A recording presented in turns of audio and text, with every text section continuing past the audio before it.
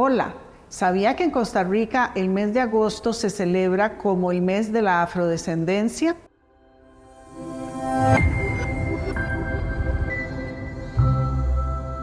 Hola, les invitamos a escuchar el podcast Historia, Cultura y Democracia, organizado por la Benemérita Biblioteca Nacional, la Escuela de Estudios Generales de la Universidad de Costa Rica y el Instituto de Formación y Estudios en Democracia del Tribunal Supremo de Elecciones. En este episodio estaremos con Diana Senior Angulo, directora de la Oficina de Asuntos Internacionales y Cooperación Externa de la Universidad de Costa Rica, con el tema Afrodescendencia y Democracia. Disponible en Spotify, Apple Podcast, YouTube y Facebook. Un saludo a todos los que nos escuchan en este programa de Historia, Cultura y Democracia. En este programa vamos a tener la compañía de Diana Senior Angulo, una profesional politóloga, historiadora, que también ha dedicado parte de su trabajo al estudio de la afrodescendencia. Muchas gracias, Diana, por acompañarnos en esta lluviosa tarde, pero vamos a hablar en primer lugar sobre qué es la afrodescendencia, cuál es el concepto de afrodescendencia que vos has trabajado con tanto ahínco. Muchas gracias, Carolina, por la invitación y al IFE del Tribunal Supremo de Elecciones por este espacio tan importante para la democracia y para el país. La afrodescendencia es un concepto amplio. Antes lo que hacíamos era hablar de personas negras y esta concepción vino dada por la colonización, es decir, fue un mote, digamos, y una herencia colonial que de alguna manera ha recibido diferentes críticas y ha sido repensada, digamos, revisitada no solamente por la población afro, sino por otro tipo de grupos humanos. Y desde la propia afrodescendencia, y ahí quiero hacer eco de la diversidad cultural de la cual somos parte, ¿no? Era difícil meternos a todos en una bolsa de negros. La afrodescendencia es esa posibilidad de, independientemente de la pigmentación, independientemente de la visión cultural, religiosa, política, tener la posibilidad de una matriz que es la referencia al continente africano. Entonces la afrodescendencia es la posibilidad de construirnos o reconstruirnos desde esa identidad histórica que es común a todos los grupos, independientemente de los países, pero que también hace referencia a un conglomerado más amplio, ¿verdad? No es tan restrictivo y da la posibilidad de imaginar y de recibir a personas que de alguna u otra manera, por considerarse los negros, no estarían dentro de la categoría afrodescendencia. Entonces es una sombrilla más amplia en la cual cabemos todos y todas. Muy interesante. ¿Y cómo es que aparece la población afro en Costa Rica? ¿A partir de cuándo nosotros tenemos presencia africana, de población africana por aquí? Sí, la población africana tiene una larga data en el país. Hay diferentes estudios desde la historia que comprueban que con la colonización y previo al proceso de la esclavitud africana ya en el país, ya había algunas incursiones de personas africanas en suelos centroamericanos, el suelo que conocemos ahora y que en ese momento después pasó a considerarse la Capitanía General de Guatemala. Pero para el caso costarricense sí tuvimos esclavitud, se dice que fue poca, en realidad fue una esclavitud que se parece mucho a la que se dio en el resto de la región, que además tuvo el componente de la mezcla y que además hay que mencionar que la población que fue sometida a este proceso legal, más no moral, siempre estuvo opuesta al sistema, ¿verdad? Y por eso se dieron procesos de fuga, de cimarronaje, posteriormente procesos de libertad a través de cartas de manutención, procesos de rebeliones, procesos también en los cuales la población fue ganando terreno que fue considerada parte de la conformación poblacional, entonces hacían parte de las tropas militares, ya cuando se estaba pensando en los 1800 en el proceso de independencia. Y luego ya con la independencia en 1821 tenemos una incorporación ya más a nivel, digamos, ciudadano, pero con una especie de borrado, digamos, de esa historia de esclavitud, ¿verdad? Y una mezcla muy, muy pronta que generó también esta construcción mítica del país como blanco. Entonces no es hasta la migración que viene del Caribe, sobre todo de Jamaica, pero de todo el Caribe anglófono, sobre todo también del Caribe francófono, de algunas islas del Caribe hispano, donde tenemos, y ya podemos hablar de la población afro, que terminó convirtiéndose en costarricense. Vamos nuevamente sobre ese punto. Esta población que llega a Limón, ¿cómo llega? ¿Por qué se considera extranjera? Bueno, la población que llega a Limón sobre los 1870 es una población que fue traída, no era deseada, básicamente, y me regreso un poco a la ley de bases y colonización de 1860, que decía que había una prioridad, digamos, una predilección por grupos humanos que no fueran ni chinos ni africanos. Pese a ello, dadas las condiciones de la exportación del producto estrella en ese momento, que era el café, y de la necesidad de acelerar el proceso de exportación, pero también de traslado de este producto más rápido a mercados europeos, pues viene la construcción del ferrocarril, y eso es lo que propicia justamente la traída de población que trabajara para lograr ese propósito. En el proceso se da un poco la iniciativa de la población afrodescendiente en la costa caribe de sembrar lo que consumían localmente. Y dentro de la siembra local estuvo el banano. Entonces Minor Keith se quedó con el crédito de ver justamente el potencial económico de las plantaciones bananeras, lo hace extensivo en toda la región, un poco más allá de Centroamérica. Y esa es la historia justamente de ferrocarril y banano en el Caribe costarricense. Y esta población hace 75 años pasa a ser costarricense por constitución. Cuéntenos un poquito sobre ese tránsito que se da, porque fue parejo para todos. ¿Cómo estuvo ese cambio de población de extranjera a nacional? Sí. Me llena de emoción contar un poco de ese proceso, básicamente porque por la fecha que mencionas, Carolina, 75 años, y porque fue aquí, en el Tribunal Supremo de Elecciones, que yo hice el trabajo de investigación y que dio como resultado el libro que ahora se llama Ciudadanía Afrocostarricense, el gran escenario comprendido entre 1927 y 1963. Y parte de esa base de datos se construyó con expedientes de naturalización. Mucho lo que se decía desde la historia oficial era que Figueres le había dado la ciudadanía a la población afrocaribeña, y que también en su momento a las mujeres, con el 49 y la Constitución. Y a mí de ese supuesto me generaba ciertas dudas, ¿verdad? Tuve esa inquietud, esa pregunta la tuve toda mi carrera de desarrollo en ciencias políticas, y me la llevé a historia.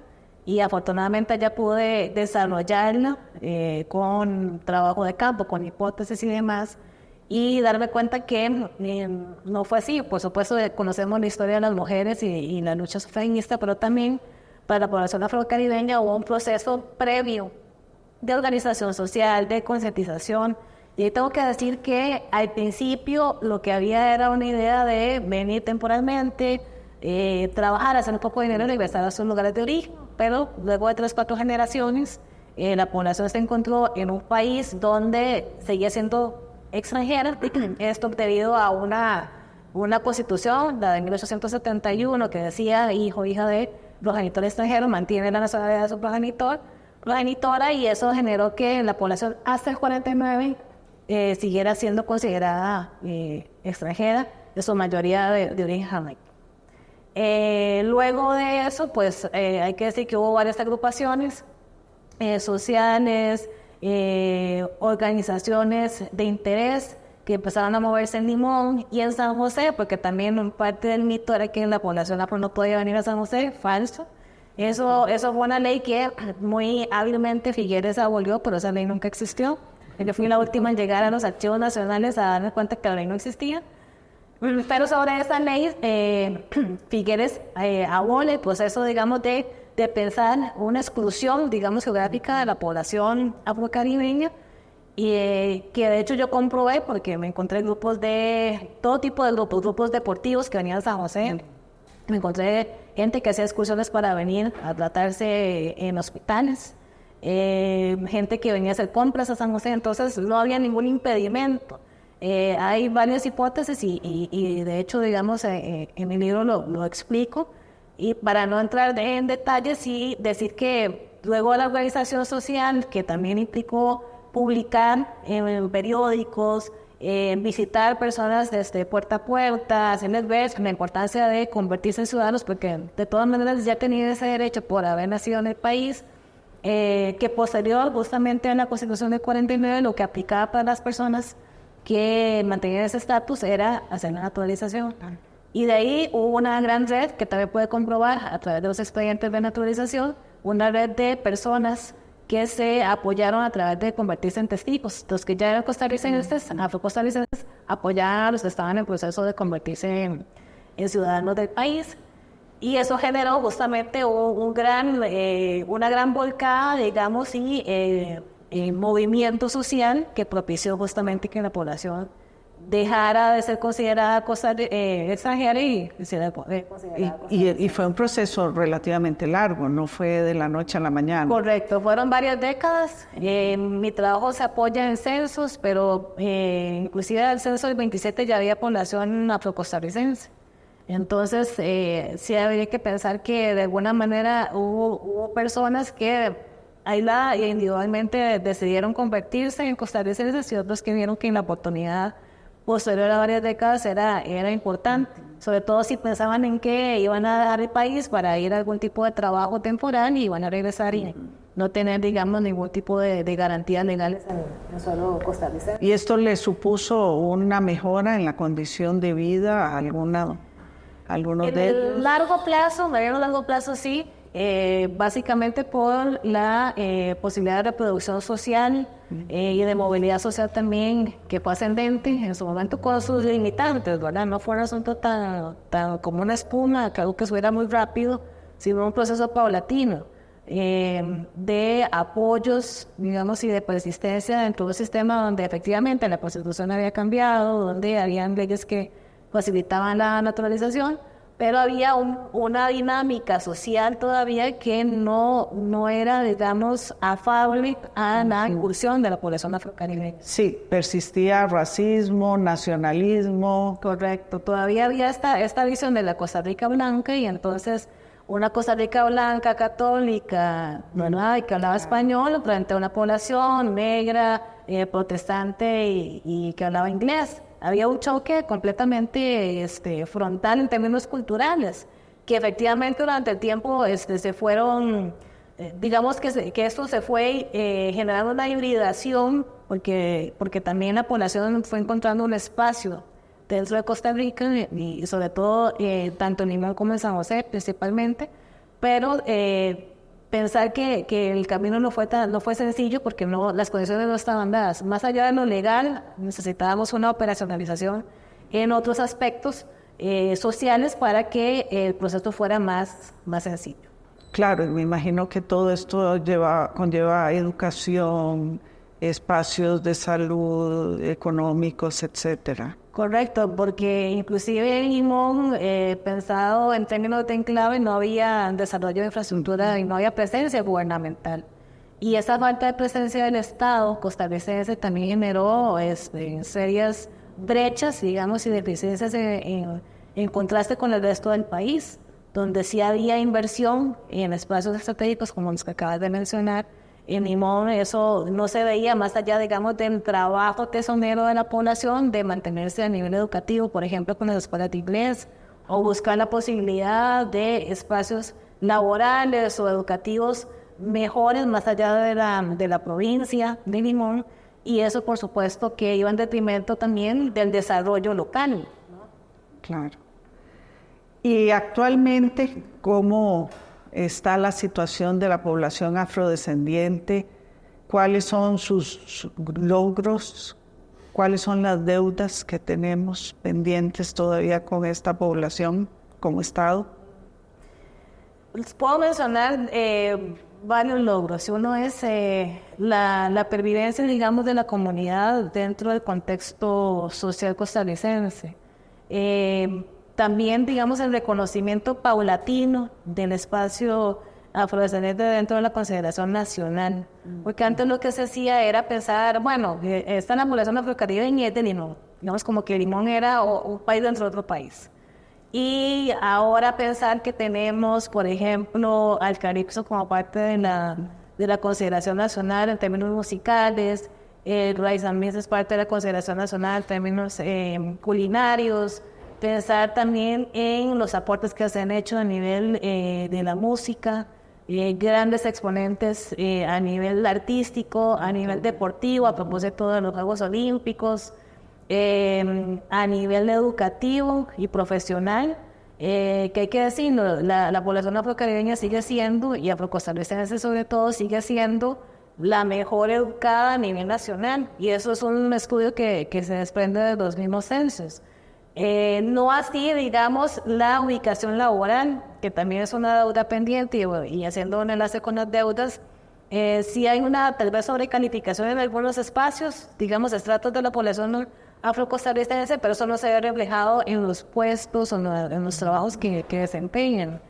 Sigue haciendo falta infraestructura en Limón, sigue haciendo falta también otro tipo de medidas más allá de las acciones afirmativas. Sabemos de la ley del 2001, pero esa ley también ha encontrado tropiezos, básicamente porque, bueno, desde la discusión de la ley, el proyecto de ley, ya se podía entender que había dificultades para entender por qué había que tener acciones afirmativas con la población afrocostarricense. Y es que, si lo vemos a nivel generacional, no estábamos en las mismas condiciones que el resto de la población. Entonces sí hay que hacer ajustes, sí hay que decir, aprovecho también que las acciones afirmativas son temporales. Claro. No es una condición permanente y tampoco es algo que se da simple y sencillamente porque la persona es afrodescendiente. Hay que hacer todo un estudio de las personas candidatas a un puesto, por ejemplo, para decidir cuál es la mejor, la idónea y en ese sentido darle el trabajo, ¿verdad?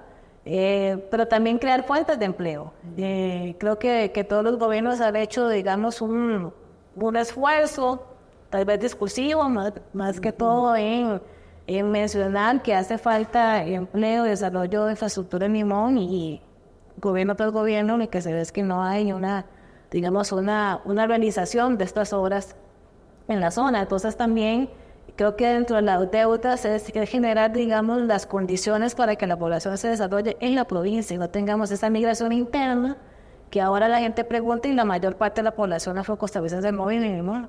Entonces es un ejemplo también de lo que se ha dejado de hacer a nivel de provincia, a nivel país, y que en términos más generales está incidiendo también en el desarrollo nacional. Pensemos que Limón sigue siendo el principal puerto del país. La mayor cantidad de riquezas de nuestra nación salen por ahí. ¿Qué se queda cuando se da el ingreso por boca? Hay que ver ese puerto y hay que ver los puertos de Centroamérica, pero me quiero referir al puerto de Limón en comparación con la cantidad de recursos que ingresan y la infraestructura que se podría desarrollar solamente, digamos, con el manejo, digamos, apropiado de los recursos en la zona. Y luego pensar también en el desarrollo de algún otro tipo de posibilidades de trabajo que son fáciles de encontrar, digamos, en otros lugares como San José, inclusive en el Pacífico, y que la población afro tiene que moverse a San José o al Pacífico para desarrollarse en espacios que podrían estar muy bien desarrollados en Limón. No tenemos un hotel 5 estrellas, por ejemplo, ya hace falta desarrollar la industria hotelera, y el aeropuerto se quedó corto, no da para amigos internacionales. Supe que hace poco estuvo la vicepresidenta de Colombia y no pudo aterrizar su avión ahí, tuvo que venir a San José y luego trasladarse por tierra hasta Limón.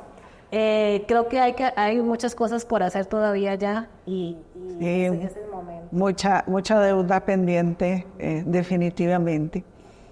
Ya para ir finalizando con esta interesantísima conversación, Diana, vos que has estudiado a profundidad la afrodescendencia y todos sus diferentes aspectos, ¿por qué es importante este estudio? ¿Por qué, sobre todo para países como el nuestro, tan concentrado en el Valle Central, blanquito, y con ese montón de mitos que se intentan borrar pero que persisten? ¿Cuál es la gran importancia más allá del tema de la discriminación racial?